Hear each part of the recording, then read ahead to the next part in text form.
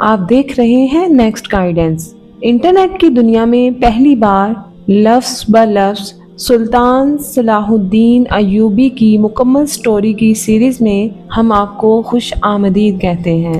صلاح الدین کی دمشق آمد کی خبریں موصل اور شام پہنچ چکی تھیں۔ موصل کے حاکم سیف الدین نے اس اطلاع کو حیرت کے ساتھ سنا تھا، مگر اسے کسی قسم کی پریشانی نہیں تھی، کیونکہ وہ صلاح الدین ایوبی کے ارادوں سے باخبر نہیں تھا۔ اس کے برعکس شمس الدین ابن مقدم اور امیر حسام الدین حسین بدحواس ہو گئے تھے۔ ان کے نزدیک صلاح الدین ایوبی کی آمد کسی نئے طوفان کا پیش خیمہ تھی۔ وہ دونوں کرگے باراں دیدہ امکانی خطرات اور ان کے پیش قدمی کے بارے میں سوچ ہی رہے تھے کہ سلطان ملک صالح کا قاصد ایک خط لے کر آیا، جس میں تحریر تھا: کسی تاخیر کے بغیر دمشق حاضر ہوں، مملکت کے انتظامی امور میں آپ دونوں کی شرکت اور مشورے ضروری ہیں۔ سلطان ملک صالح کا حکم نامہ پڑھ کر شمس الدین ابن مقدم اور امیر حسام الدین کے چہرے فک ہو گئے۔ دمشق میں موجود ان دونوں کے جاسوسوں نے انہیں پہلے ہی خبر پہنچا دی تھی کہ صلاح الدین ایوبی اپنے 10,000 جانبازوں کے ساتھ آیا ہوا ہے، اس لیے انہیں اپنی گرفتاری کا خدشہ تھا۔ پھر دونوں نے ایک ہی بہانہ تراشا کہ وہ شدید بیماری کے سبب اتنا طویل سفر طے نہیں کر سکتے۔ صحت یاب ہوتے ہی سلطان کی زیارت کو حاضر ہوں گے اور ان کی عدم موجودگی میں جو فیصلے بھی کیے جائیں گے ان پر دل و جان کے ساتھ عمل درآمد ہوگا۔ جب یہ دونوں خط رضی خاتون کے سامنے رکھے گئے، اس وقت صلاح الدین ایوبی کے ساتھ سلطان ملک صالح بھی موجود تھا۔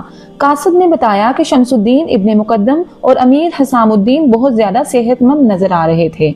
ملک صالح اپنی کم عمری کے سبب اس چال کو نہیں سمجھ سکا، مگر رضی خاتون اس راز کو پا گئیں کہ یہ دونوں شاہی امراء کسی بڑی سازش میں شریک ہیں۔ مادر ملکہ، اب آپ کو اندازہ ہو گیا ہوگا کہ یہ دونوں سلطنت نوریہ کے ساتھ کتنے مخلص ہیں، صلاح الدین ایوبی نے اداس لہجے میں کہا۔ میں سمجھتی ہوں، رضی خاتون نے سخت اور اونچی آواز میں کہا، جس سے ان پر کھانسی کا دورہ پڑ گیا اور وہ حال سے بے حال ہو گئیں۔ تقریباً 15 دن بعد امام شرف الدین اور زبیدہ خانم دمشق پہنچے۔ پھر اسلامی سادگی اور روایت کے ساتھ شمس النساء اور صلاح الدین ایوبی رشتہ ازدواج میں منسلک ہو گئے۔ یہ شادی موصل، دمشق اور شام کے امراء کے لیے اس قدر حیران کن تھی جیسے آسمان ٹوٹ کر زمین پر گر پڑا ہو۔ سب سے زیادہ تکلیف نور الدین محمود زنگی کے حقیقی بھتیجے سیف الدین والی موصل کو پہنچی تھی، جو شمس النساء سے شادی کر کے سلطنت نوریہ پر قبضہ کرنا چاہتا تھا۔ اس نے شادی کی خبر سن کر اپنی چچی رضی خاتون کے نام ایک گستاخانہ خط تحریر کیا تھا۔ میں تصور بھی نہیں کر سکتا تھا کہ آپ ایک غلام زادے کو اپنا داماد بنا کر خاندان زنگی کے عظمت و جلال کو اس طرح ہاک میں ملا دیں گی۔ میں نے اپنے باپ کی موت کے صدمے کو بھلا دیا، مگر اس جاں گداز حادثے کو زندگی بھر فراموش نہیں کر سکوں گا۔ شادی کے کچھ دن بعد رضی خاتون نے صلاح الدین ایوبی اور شمس النساء کو خلوت میں طلب کیا۔ پہلے بیٹی اور داماد کو سلامتی کی دعائیں دی، پھر صلاح الدین کو مخاطب کر کے کہا: اب میں تمہیں اجازت دیتی ہوں کہ تم سلطنت نوریہ کے کسی بھی باغی کو سزا دے سکتے ہو، اب کوئی نہیں پوچھے گا کہ تم کون ہو۔ مادر ملکہ کی اس اجازت کے بعد صلاح الدین نے دمشق کا دربار آراستہ کیا۔ سلطنت نوریہ کے تمام امیروں کو شرکت کے دعوت نامے بھیجے گئے۔ جو امراء خاندان زنگی کے وفادار اور صلاح الدین ایوبی کے بھی خیرخواہ تھے، وہ اس خصوصی دربار میں شریک ہوئے تھے۔ موصل کے حکمراں اور سلطان نور الدین محمود زنگی کے حقیقی بھتیجے سیف الدین نے سیاسی چال چلتے ہوئے ایک معذرت نامہ ارسال کر دیا تھا: میں اپنی ریاست کے کچھ اندرونی مسائل میں الجھا ہوا ہوں، اس لیے مجھے شرکت سے معذور سمجھا جائے۔ ویسے میں اپنے مرحوم چچا سلطان نور الدین محمود زنگی کی روح سے وفادار ہوں اور اس عہد وفا کو ہر حال میں نبھاؤں گا۔ شمس الدین ابن مقدم اور امیر حسام الدین حسین پہلے بھی ملک صالح کے حکم پر دمشق حاضر نہیں ہوئے تھے۔ پھر جب صلاح الدین ایوبی کو خاندان زنگی کے داماد ہونے کا شرف حاصل ہو گیا تو یہ دونوں امیر اور بھی زیادہ محتاط ہو گئے تھے۔ ادھر شادی کی رسمیں ادا ہو رہی تھی، ادھر شمس الدین ابن مقدم اور امیر حسام الدین بدحواسی کے عالم میں بانیاز پہنچ کر صلیبی سپہ سالار گرانٹ سے ملے تھے اور کھلے الفاظ میں اپنا مدعا بیان کر دیا تھا۔ اب وقت آ گیا ہے کہ عیسائی اور مسلم اتحاد ایک مشترکہ لائحہ عمل کے ساتھ میدان میں اتر آئے۔ عیسائی سالار نے دونوں کی طرف حیرت سے دیکھتے ہوئے کہا تھا، اتحاد اپنی جگہ ہے، مگر میدان عمل میں اترنے سے تمہاری کیا مراد ہے؟ کیا تم یہ چاہتے ہو کہ ہم نور الدین زنگی کے مقبوضات پر پیش قدمی کر دیں؟ امیر حسام الدین اور شمس الدین ابن مقدم نے سالار گرانٹ کے سوال کا جواب دینے کی بجائے اس سے درخواست کی، ہم فوری طور پر شاہ یروشلم اموری سے ملاقات کرنا چاہتے ہیں۔ سالار گرانٹ دل ہی دل میں بہت زیادہ خوش ہوا کہ ان نادان اور لالچی پرندوں نے خود ہی اپنی گردنیں اور بازو جال کے حوالے کر دیے ہیں، مگر وہ دکھاوے کے طور پر یہی کہتا رہا، شاہ یروشلم ہر انسان کو اپنی زیارت و ملاقات سے شرفیاب نہیں کرتے، ان کے روبرو حاضر ہونا دنیا کا سب سے مشکل کام ہے۔ شمس الدین ابن مقدم اور امیر حسام الدین بہت دیر تک صلیبی سالار گرانٹ کی خوشامد کرتے رہے کہ یہ ملاقات بہت ضروری ہے۔ آخر جب شام کے یہ دونوں غدار امراء مکمل طور پر عاجز نظر آنے لگے تو سالار گرانٹ بہت رازداری کے ساتھ انتہائی خفیہ راستوں سے ان دونوں کو عیسائیوں کا لباس پہنا کر شاہ یروشلم اموری کے پاس لے گیا۔ سالار گرانٹ پہلے ہی شاہ اموری کو شمس الدین ابن مقدم اور امیر حسام الدین کے بارے میں بہت تفصیل سے سب کچھ بتا چکا تھا، اس لیے جب یہ دونوں غدار شامی امراء شاہ اموری کے خلوت کدے میں داخل ہوئے، صلیبی حکمراں نے بڑے والہانہ انداز میں ان کا استقبال کرتے ہوئے کہا، خداوند یسوع مسیح تم پر مہربان ہو کہ اب تم دونوں ناکام و نامراد نہیں رہو گے، خود چل کر آئے ہو، اس لیے فتح و نصرت ہر میدان میں تمہارے قدم چومے گی۔ حکمرانی کے خواب نے شمس الدین ابن مقدم اور امیر حسام الدین حسین کی آنکھوں سے بینائی چھین لی تھی اور وہ دونوں بے احترامانہ انداز میں شاہ یروشلم اموری کے ہاتھوں کو بار بار بوسے دے رہے تھے۔ جب شاہ اموری نے ان دونوں کی حرص و ہوس کی شدت کا اندازہ کر لیا تو قیمتی شراب سے شامی امراء کی تواضع کی، پھر جب شراب کے اثر سے شمس الدین ابن مقدم اور امیر حسام الدین کے دماغ بوجھل ہو گئے تو شاہ یروشلم نے انتہائی عاجزانہ مگر شاطرانہ انداز میں ان دونوں سے سوال کیا، آخر آپ معزز لوگ مجھ سے کیا چاہتے ہیں؟ سالار گرانٹ نے آپ کو بتایا ہوگا کہ ہم دونوں کو جنگ و جدل سے شدید نفرت ہے اور ہم نے اپنی اس نفرت کا ثبوت دینے کے لیے بانیاز کے محاذ پر صلیبی لشکر کے خلاف شمشیریں بے نیام نہیں کی تھی۔ شمس الدین ابن مقدم نے ایک ایک لفظ پر زور دیتے ہوئے کہا، مجھے معلوم ہے شاہ یروشلم اموری کے لہجے میں شاہانہ وقار کے ساتھ غرور و تمکنت کا رنگ بھی شامل تھا۔ ہم نے اس دوستی کی بنیاد کو مضبوط تر کرنے کے لیے اپنا کچھ علاقہ بھی صلیبی لشکر کے حوالے کر دیا تھا۔ اب کی بار امیر حسام الدین بولا، اس کے لہجے میں انتہائی جوش تھا، اور وہ خطرناک عیسائی قیدی بھی آزاد کر دیے گئے جنہیں سلطان نور الدین محمود زنگی نے تاحیات قید خانے میں رکھنے کی قسم کھائی تھی۔ مجھے یہ بھی معلوم ہے شاہ اموری کے لہجے میں وہی شاہانہ بے نیازی تھی۔ مجھے سب کچھ معلوم ہے، ان باتوں کو بار بار دہرانے کی ضرورت نہیں۔ بات انتہائی مختصر کرو اور یہ بتاؤ کہ تمہارے یہاں آنے کا مقصد کیا ہے۔ آپ کو معلوم ہے کہ صلاح الدین سلطان نور الدین محمود زنگی کا داماد بننے والا ہے، شمس الدین ابن مقدم نے کہا، اور شاہ اموری کے چہرے پر اپنے اس انکشاف کا رد عمل تلاش کرنے لگا۔ شمس الدین ابن مقدم کی اس بات کا رد عمل توقع کے مطابق بہت شدید تھا۔ شاہ یروشلم اپنی زرنگار کرسی سے اٹھ کر کھڑا ہو گیا، اسے شامی امیر کی بات پر یقین نہیں آ رہا تھا۔ یہ رشتہ کیسے ممکن ہوا؟ کہاں ایک غلام زادہ اور کہاں ایک با اختیار سلطان کی بیٹی؟ حیرت کی زیادتی کے سبب شاہ اموری کی زبان سے الفاظ ٹوٹ ٹوٹ کر ادا ہو رہے تھے۔ ہم یہی بتانے حاضر ہوئے ہیں کہ صلاح الدین ایوبی ایک نہایت مکار، چالاک اور شاطر سالار ہے۔ شمس الدین ابن مقدم نے شاہ اموری کو خوش کرنے کے لیے نہایت نفرت امیز لہجے میں کہا، اس نے اپنی چرب زبانی سے ایک احمق خاتون کو شیشے میں اتار لیا ہے۔ ابن مقدم کا اشارہ سلطان نور الدین محمود زنگی کی بیوہ رضی خاتون کی طرف تھا۔ اس شادی کے بعد صلاح الدین ایوبی مصر کے علاوہ شام اور دمشق کا بھی مالک ہو جائے گا، پھر موصل اور دوسری ریاستیں بھی اس کے قبضے میں چلی جائیں گی۔ شاہ اموری دوبارہ اپنی کرسی پر بیٹھ گیا۔ اس انکشاف کے بعد وہ بہت زیادہ فکر مند نظر آ رہا تھا۔ اس سیاسی اتحاد کے معاہدے نے صلاح الدین کو ہمارا بھی جانی دشمن بنا دیا ہے، امیر حسام الدین حسین نے وحشت زدہ لہجے میں کہا۔ ہم نہیں جانتے کہ کل ہمارا کیا حشر ہوگا، جلد یا بدیر وہ شام پر حملہ آور ہوگا، مسلمان سپاہیوں پر اس کا گہرا اثر ہے۔ शम्स उद्दीन इब्ने मुकद्दम ने अपनी बात में जोर पैदा करने के लिए एक और सरीह झूठ बोला। जिस तरह माजी में आप लोग सलीबे मुकद्दस की कस्में खाकर मैदान जंग में उतरे थे, इसी तरह आजकल सलाहुद्दीन अयूबी एक तवीलो अरीज मैदान में दमिश्क के फौजियों से हलफ ले रहा है। कैसा हलफ? शाह अमूरी ने चौंक कर पूछा। हमारे जासूसों ने खबर दी है कि सलाहुद्दीन ने कुरान मुकद्दस को एक बुलंद मकाम पर रख दिया। शम्सुद्दीन इब्ने मुकद्दम ने अपने झूठ में रंग आमेजी के लिए इंतहाई जज्बाती लहजा इख्तियार किया था। सलाहुद्दीन कतार दर कतार खड़े हुए सिपाहियों में से एक एक को बुलाता है और हुक्म देता है कि वो कुरान करीम पर हाथ रखकर कसम खाएं कि इस वक्त तक चैन से नहीं बैठेंगे जब तक रोए जमीन से ईसाइयों का नामो निशान नहीं मिटा देंगे। ये सुनकर शाह यरूशलेम की परेशानी में कुछ और इजाफा हो गया था। दमिश्क के सिपाहियों से हलफ लेने के बाद सलाहुद्दीन शाम की तरफ बढ़ेगा। अमीर हसाबुद्दीन हुसैन ने खौफजदा लहजे में कहा, कौन मुसलमान ऐसा है जो कुरान मुकद्दस पर हाथ रखकर कसम खाने से इनकार करेगा? अंजाम कार शाम के बेशतर सिपाही सलाहुद्दीन के हमनवा हो जाएंगे और हमारी फौजी ताकत बराए नाम रह जाएगी। हम शहंशाह की खिदमत में इसलिए हाजिर हुए हैं कि अगर ऐसी सूरत हाल पेश आई तो हमें क्या करना चाहिए।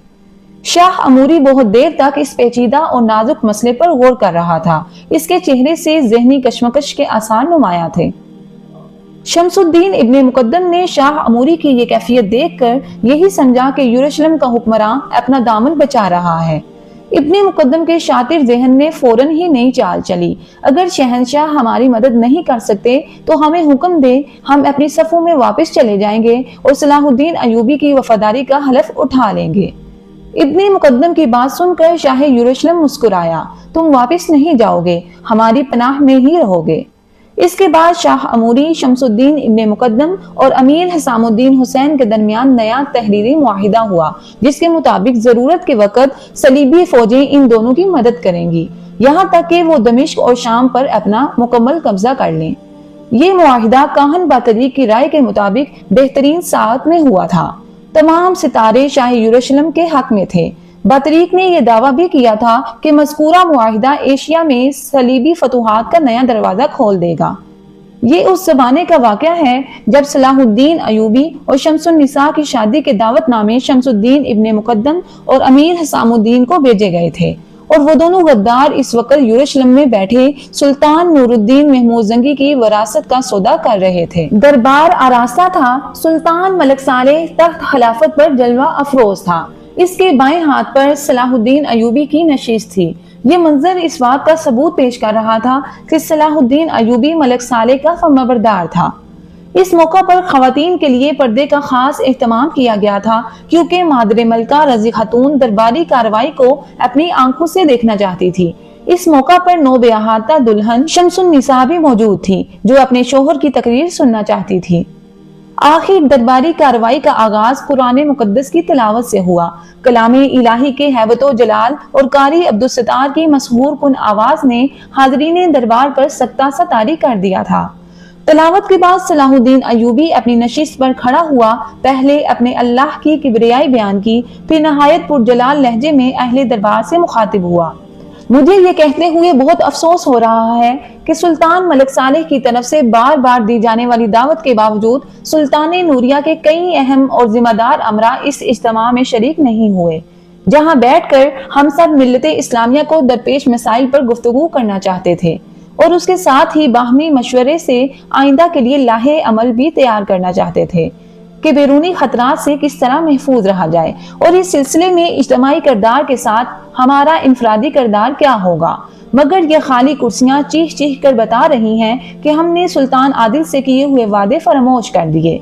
मैं जाती तौर पर एक अमली इंसान हूँ और बुलंद बांगदामों को कतन पसंद नहीं करता, लेकिन आज मुझे मजबूरन ये ऐलान करना पड़ रहा है कि मैं एक बार वादा फरामोश इंसानों को इनका वादा जरूर याद दिलाऊंगा। अगर वो अपने गलत फैसलों पर नादिम होकर वापस लौट आए तो मैं वालहाना अंदाज में अपने गले लगाऊंगा, लेकिन इस तनबीह के बावजूद उन्हें अपने हलफ के अल्फाज याद नहीं आए तो ऐसे बदअहद लोगों के लिए सल्तनत नूरिया के किसी गोशे में कोई जगह बाकी नहीं रहेगी।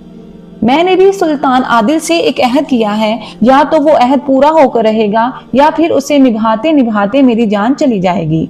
جو سلطان ملک صالح کا وفادار ہے وہ میرا محبوب اور محتوم ہے، اور جس نے میرے آقا زادے کے حکم سے سرتابی کی وہ میرا بدترین دشمن ہے۔ صلاح الدین ایوبی کی تقریر اتنی اثر انگیز تھی کہ اکثر حاضرین دربار کی آنکھیں بھیگ گئیں۔ شمس النساء نے پہلی بار صلاح الدین ایوبی کی شخصیت کے حقیقی حد و حال دیکھے تھے۔ مجھے آج آپ کی رفیقہ حیات ہونے پر فخر ہے۔ ایک پاک باز اور وفادار بیوی نے جذبات کی گہرائیوں کے ساتھ اپنے شریک سفر کو خراج تحسین پیش کیا۔ صلاح الدین ایوبی کی زندگی میں سکون اور خوشی کے لمحات بہت ہی مختصر تھے۔ اچانک ایک برق رفتار قاصد مصر سے دمشق پہنچا اور اس نے صلاح الدین ایوبی کو اطلاع دی کہ فرنگیوں کا ایک بحری بیڑا اسکندریہ کی بندرگاہ کی طرف بڑھ رہا ہے۔ صلاح الدین ایوبی نے فوری طور پر مادر ملکہ رضی خاتون اور اپنی بیوی سے کہا، مجھے ایک سخت جنگی مہم درپیش ہے، اس لیے میں آج ہی مصر واپس جانا چاہتا ہوں۔ شوہر کی بات سن کر شمس النساء نے کہا، میں بھی آپ کے ہمراہ چلوں گی۔ صلاح الدین ایوبی نے جواباً کہا، آپ اس ہنگامی سفر میں میرا ساتھ نہیں دے سکیں گے۔ جب صلیبیوں کا یہ خطرہ ٹل جائے گا تو میں خود دمشق آ کر آپ کو اپنے ساتھ لے جاؤں گا۔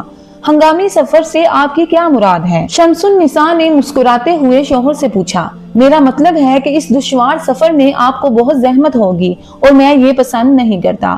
صلاح الدین نے اپنی رفیق سفر کو سمجھانے کی کوشش کی، میں ایک مجاہد کی بیٹی ہوں اور دوسرے مجاہد کی بیوی۔ شمس النساء نے محبت آمیز مگر پرجلال لہجے میں کہا، میں اس سفر میں آپ کو تنہا نہیں چھوڑ سکتی، آپ تیاری کریں، میں بھی آتی ہوں۔ یہ کہہ کر شمس النساء کمرے سے نکل گئی۔ بیوی کے جاتے ہی صلاح الدین ایوبی نے مادر ملکہ کی خدمت میں عرض کیا، اگر مجھے یہ جنگی مہم درپیش نہ ہوتی تو میں کچھ اور دن دمشق میں ٹھہرتا تاکہ یہاں کی ساری سیاسی صورتحال واضح ہو جاتی۔ میرے بیٹے، اللہ تمہارے قدموں پر منزل حیات کو آسان کرے۔ رضی خاتون نے اداس لہجے میں کہا، انہیں بیٹی اور داماد کے بچھڑنے کا دکھ تھا، مگر وہ خود بھی ایک مجاہد کی بیٹی تھیں اور انہوں نے اپنی شادی شدہ زندگی میں ایسے بے شمار مناظر دیکھے تھے کہ سلطان نور الدین محمود زنگی ایک محاذ جنگ سے لوٹ ہی رہے تھے کہ دشمنوں نے دوسرا محاذ کھول دیا اور سلطان عادل گھر آتے آتے میدان جنگ کی طرف پلٹ گئے۔ رضی خاتون کی نظروں میں ملنے اور بچھڑنے کی زیادہ اہمیت نہیں رہی تھی، مگر چونکہ اب وہ بیوہ ہو گئی تھیں اور امراء کی سازشوں نے ان کی پریشانیوں میں اضافہ کر دیا تھا، اس لیے وہ صلاح الدین کے جانے سے بہت زیادہ فکر مند نظر آ رہی تھیں۔ پھر بھی رضی خاتون نے اپنے داماد کو ایک مجاہدہ کی طرح رخصت کرتے ہوئے کہا، بیٹے تم اول و آخر ایک مجاہد ہو، تمہارا حجلہ عروسی بھی میدان جنگ ہے اور تمہاری تفریح گاہ بھی عرصہ کاراس۔ میری دعا ہے کہ حق تعالیٰ تمہیں فتح و نصرت سے ہمکنار کرے۔ صلاح الدین ایوبی کھڑا ہو گیا، اللہ کرے کہ میرے سارے اندازے غلط ہوں، مگر مجھے دو آدمیوں سے شدید خطرہ لاحق ہے، ایک سلطان عادل کا بھتیجا والی دمشق اور دوسرا سلطان ملک صالح کا مشیر خاص۔ آپ ان دونوں کی حرکات و سکنات پر گہری نظر رکھیے گا۔ میں نے باقی امراء کو تاکید کر دی ہے کہ وہ پرچہ نویسوں کے ذریعے مجھ سے مسلسل رابطہ رکھیں۔ یہ کہہ کر صلاح الدین ایوبی نے مادر ملکہ کے ہاتھ کو بوسہ دیا اور مصر کی طرف روانہ ہو گیا۔ صلاح الدین ایوبی کو اس وقت شدید حیرت ہوئی جب شمس النساء اس کے دوش بدوش اپنے پسندیدہ گھوڑے پر سفر کر رہی تھی۔ صلاح الدین ایوبی اس رات سے بے خبر تھا کہ سلطان نور الدین محمود زنگی نے اپنی بیٹی کو مکمل فوجی تربیت دی تھی اور شمس النساء کا شمار بہترین شہ سواروں میں ہوتا تھا۔ شادی سے چند دن پہلے تک شمس النساء بلا ناغہ میدان اخضر میں شاہ سواری کی مشق کرتی تھی۔ یہ وہی میدان تھا جہاں سلطان عادل چوگان کھیلا کرتے تھے۔ شامی امراء شمس الدین ابن مقدم اور امیر حسام الدین حسین سے خفیہ معاہدے کے بعد شاہ یروشلم نے ان صلیبیوں کو اکسایا تھا جو مصر سے کم فاصلے پر آباد تھے۔ شاہ حموری نے اپنے ایک فوجی دستے کو بہت سا اسلحہ دے کر ان عیسائیوں کی مدد کے لیے بھیجا جو بحری قزاقی میں بڑی شہرت اور مہارت رکھتے تھے۔ شاہ یروشلم کا منصوبہ یہ تھا کہ صلیبی لشکر بحری قزاقوں کی مدد سے مصر کی مشہور بندرگاہ اسکندریہ پر قبضہ کر لے گا۔ پھر اس طرح صلاح الدین ایوبی کے خلاف آہستہ آہستہ حصار تنگ ہوتا چلا جائے گا۔ سلطان نور الدین محمود زنگی کی زندگی میں بھی شاہ یروشلم نے مصر کے ایک اور اہم ساحلی شہر دمیاط پر قبضہ کرنے کی کوشش کی تھی، مگر سلطان عادل کی بروقت امداد اور آفت آسمانی نے اس کی منصوبہ بندی کو خاک میں ملا دیا تھا۔ مگر اب صورتحال پہلے سے زیادہ مختلف تھی۔ سلطان نورالدین محمود زنگی کی وفات اور مسلمان امراء کے ذاتی اختلافات نے شاہ عموری کو پورا یقین دلا دیا تھا کہ وہ اس بار اسے یقینی طور پر فتح حاصل ہو جائے گی۔ صلاح الدین ایوبی طوفان برقوباد کی طرح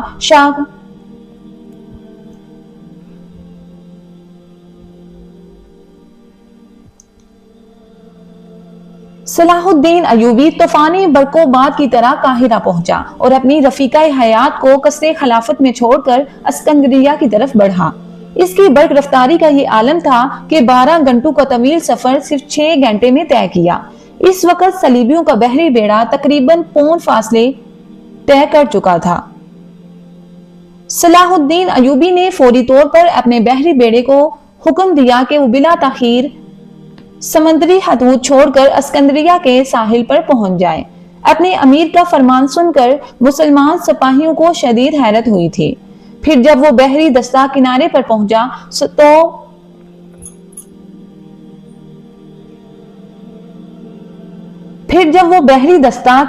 پہنچا تو صلاح الدین ایوبی اپنے فوجیوں کا منتظر تھا۔ پھر وہ تمام سپاہیوں کو لے کر اسکندریہ کے قلعے کی طرف بڑھا۔ سارے فوجی اپنے امیر کی منصوبہ بندی کو سمجھنے سے قاصر تھے۔ صلیبی بیڑا کسی مزاحمت کے بغیر آگے بڑھ رہا تھا۔ عیسائی سلاح کو اس بات پر حیرت تھی کہ صلاح الدین نے سمندری حدود کو کھلا کیوں چھوڑا۔ صلیبی بیڑے نے وہ رات کھلے سمندر میں گزاری۔ عیسائی فوجی ساحل کے قریب پہنچ چکے تھے۔ تمام فوجی ماہرین رات بھر آپس میں مشورے کر رہے تھے اور پھر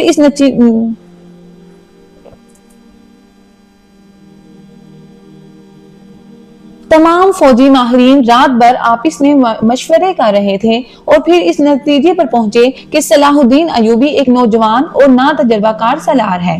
اس نے ماضی کے واقعات کے پیش نظر اپنی ساری فوجی طاقت دمیاط کے ساحلی شہر پر لگا دی ہوگی اور اسکندریہ کو اس لیے کھلا چھوڑ دیا ہوگا کہ ادھر سے صلیبیوں کے حملے کا کوئی خطرہ نہیں ہے۔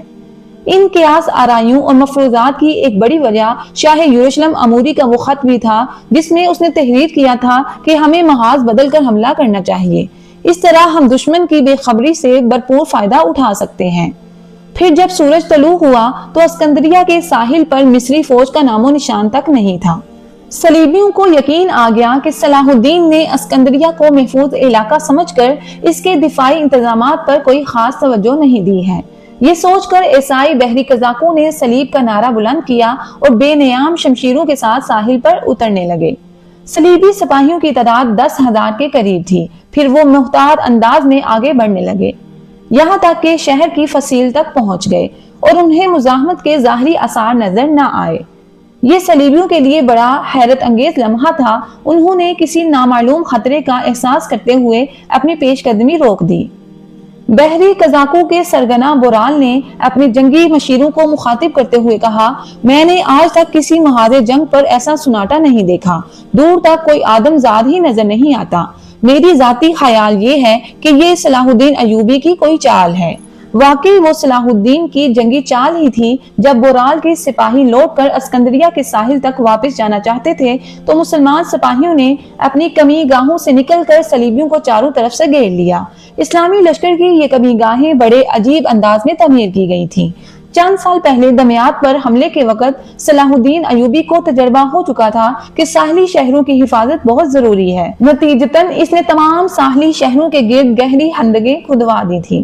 عام طور پر اس قسم کی خندقوں کو پانی سے لبریز رکھا جاتا ہے، مگر یہ سارے انتظامات اس علاقوں میں ممکن ہے جہاں پانی کے بڑے بڑے ذخائر موجود ہوتے ہیں۔ ریگستانی علاقوں میں یہ سہولت میسر نہ ہونے کے باعث اسکندریہ کی خندقوں کو پانی سے بھرا نہیں جا سکتا تھا۔ اس لیے صلاح الدین ایوبی نے اپنی فطری ذہانت سے ایک نیا اور انوکھا طریقہ اختیار کیا تھا۔ ان ساری خندقوں کو پتھروں سے بند کر دیا تھا۔ ان تمام پتھروں میں چھوٹے چھوٹے سوراخ تھے جن کے ذریعے باہر کی تازہ ہوا خندقوں کے اندر داخل ہوتی تھی تاکہ خندقوں میں چھپے ہوئے سپاہی سانس لے سکیں۔ اس طویل خندق میں ہر 10 گز کے بعد ایک بہت ہلکا پتھر تھا جسے آسانی کے ساتھ اٹھا کر مسلح سپاہی مختصر ترین وقت میں باہر آ سکتے تھے۔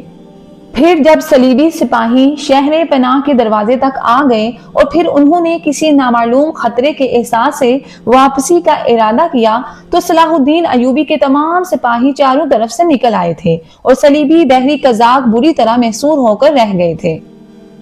اس کے بعد ایک خونریز جنگ شروع ہو گئی جو 6 گھنٹے تک جاری رہی۔ اس جنگ میں 300 مسلمانوں نے شہادت کا درجہ حاصل کیا۔ اس کے برعکس صلیبیوں کی تعداد 10,000 کے قریب تھی۔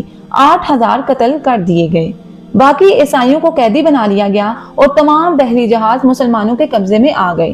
صلاح الدین ایوبی کے حق میں یہ ایک بہت ہی نفع بخش فتح تھی۔ شاہ یروشلم نے بڑی اذیت کے ساتھ صلیبیوں کی اس عبرتناک شکست کی خبر سنی۔ اپنے سیاسی اندازوں کے مطابق اسے یقین تھا کہ صلیبی لشکر آسانی کے ساتھ اسکندریہ کی بندرگاہ پر قبضہ کر لے گا، مگر ایک عیسائی سپاہی کا بھی زندہ بچ کر نہ آنا ایک ایسی ناقابل یقین خبر تھی جس نے شاہ یروشلم ہی کو نہیں بلکہ پوری عیسائی دنیا کو ہلا کر رکھ دیا تھا۔ شاہ اموری کے بقول اسکندریہ کی شکست نے عیسائیت کی گردن شرم سے جھکا دی تھی۔ اسی احساس کو زائل کرنے کے لیے شاہ یروشلم اپنے خاص کمرے میں بند ہو کر 3 دن تک شراب پیتا رہا۔ اگرچہ شاہ اموری ایک انتہائی اوباش حکمراں تھا اور اس کی حرام سرا میں سینکڑوں حسین کنیزیں اور ہوش ربا رقاصائیں موجود تھیں، لیکن ان 3 دنوں میں اس نے کسی عورت کی قربت اختیار نہیں کی۔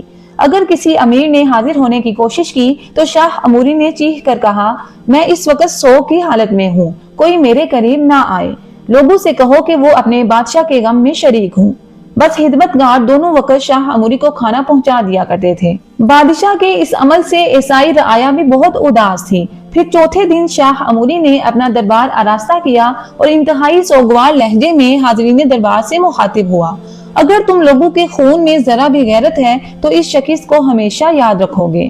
ابھی شاہ اموری کی بات مکمل نہیں ہوئی تھی کہ تمام اہل دربار اپنی نشستوں پر کھڑے ہو گئے اور بیک زبان کہنے لگے، ہم خداوند یسوع مسیح اور صلیب مقدس کی قسم کھاتے ہیں کہ اس شکست کو کبھی فراموش نہیں کریں گے اور اسکندریہ کی شکست کا انتقام لیں گے۔